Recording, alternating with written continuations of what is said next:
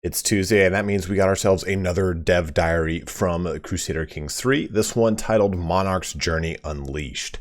Now, Monarch's Journey was present in CK2, but it will not be coming back full on for CK3, maybe not yet. But really what they're talking about here in this patch, or I'm sorry, in this dev diary, is discussing the new Azure patch that is going to be hopefully released next week. They were saying next Tuesday they'll be presenting all of the patch notes so we can dive through them for Azure. It is currently in beta, and a lot of people have been playing the multiplayer beta for it. So we'll be able to dive in on that next week and talk all about it.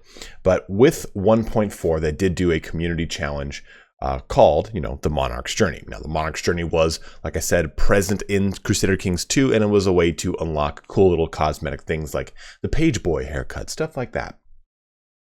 And it looks like we're not getting it added to CK3, at least not yet, like I was saying. But they're saying that all of the cosmetics you unlocked during the development of Crusader Kings 3 that had the community challenge will now be added into the 1.4 Azure patch. Because this is such a small dev diary, we're just going to blow through it pretty quickly. Usually I like to do my upfront knowledge thing. The only thing to really kind of upfront knowledge-wise today is that they're looking to fix the way that vassals interact in feudal and clan governments and are less aggressive towards tribal governments. That's the really big highlight of this dev diary. So if that was all you wanted to know, that's all you need to know. You can go ahead and head on out. But let's go ahead and look at what the cosmetics that are coming with 1.4, what those ones from the Monarch's Journey are. So we get 3 new pieces of headgear, the Henin, the Chaperon, and then the Jester's hat. And then the haircuts, we're going to be getting the Miller highlights, the Jean d'Arc, the page boy, and then mullet. And then the dreaded wizard's beard. So we're getting a nice little addition here. One thing I can't stress enough too, if you are playing through the game, please take a look at the community flavor pack. It adds a ton of cosmetics to the game across pretty much every culture, and it makes those cultures really come alive from a cosmetic quote-unquote barbershop standpoint. So every time you're looking at someone from the Levant or the Middle East and Near East, whatever it is, you will see characters that look a little bit more representative of that area because of all of the additions with the community flavor pack. It's an amazing mod. But let's jump in here to some of the looks here. So we have the hair for Jean d'Arc, which makes a strikingly beautiful character. I'm not gonna lie to you guys. We can see that haircut right there. Moving in down here, this one is the mullet. Now, as we all know, especially in the Middle Ages, you cannot have a mullet without having a sweet business in the front but party in the back. This guy kind of says, I want to rebuild Charlemagne's entire empire, but I also want to drink a lot whilst I do it. So there you go. You get your mullet active here for Crusader Kings 3. Now for the headgear, we have the chaperon here. Now we see this a lot, especially in medieval artwork, so it's kind of cool to see this brought into Crusader Kings 3 as well. And then we get the, again, Henin or Hinen. So these characters will automatically wear these according to their culture, where they are in their station in life, if they're male, if they're female, whatever it is, and you'll see them start to naturally populate in your game. So that's kind of nice. Now, in addition to that, we fixed several visual bug highlights highlighted by you. Spouses of rulers will now once again wear clothes based off of their spouse's culture. Arabic high nobility will now use the scholar's turban, and caliphs will use the caliphal robes. And then the spindly trait will not make people's limbs too thin anymore. Usually it makes you pretty gaunt. This will kind of make it a little bit more realistic rather than looking like you're on death's door all the time. Now, the biggest portion of this dev diary today is the rework when it comes to the dreaded Byzantine Blob, as it were. So on the AI side, we reworked how vassals handle holy war and added constraints on feudal and clans rulers to limit their aggression of tribal rulers. These modifications still allow the Byzantine Empire to expand, but in a more elegant way. Let's have a look at the few results from Observe mode. So we're going to start off in 1287 AD, and we see the Byzantine Empire here. It's good and sizable. controls pretty much the Caucasus Mountains and Georgia over on the far east over here. Little bits of what would be the Persian, or I'm sorry, not Persian Empire, but the Seljuk Turks.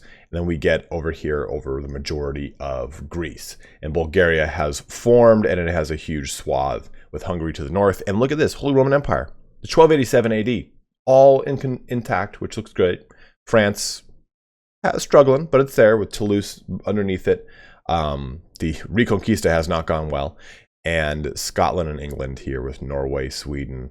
So a lot of good big nations. Now going about 13 years in the future, we can see that the Byzantine Empire has expanded even further, right? It's taken more of the Caucasus Mountains. Let's go just back up real quick. You can kind of see a little bit more about how Byzantine Empire has kind of solidified itself. So typically probably in your playthroughs of the game, you'll have noticed that the Byzantine Empire becomes this just disgusting blob of constant civil war, border gore of emerging and re-emerging vassals that go independent, with Bulgaria usually taking up a good swath of stuff. Also, you'll notice that the Holy Roman Empire is still intact in 1300 AD. That is a pretty big thing. Usually that, again, also gets completely fractured and just scattered to the wind.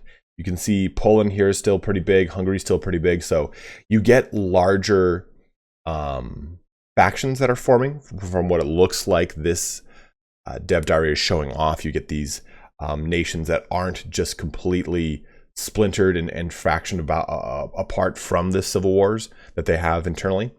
Here's another good shot here of 1300 AD. Byzantine Empire looks good. Look at Carpathia. Holy Roman Empire does have a little border gore. Not too bad. Usually it's pretty well splintered up. But Poland, Norway, England, Scotland is formed as Scotland. Novgorod over here, Kiev. Get the huge Mongol Empire. So it looks like they're doing a good job of, again, the Persian Empire too has re-emerging of Georgia right there.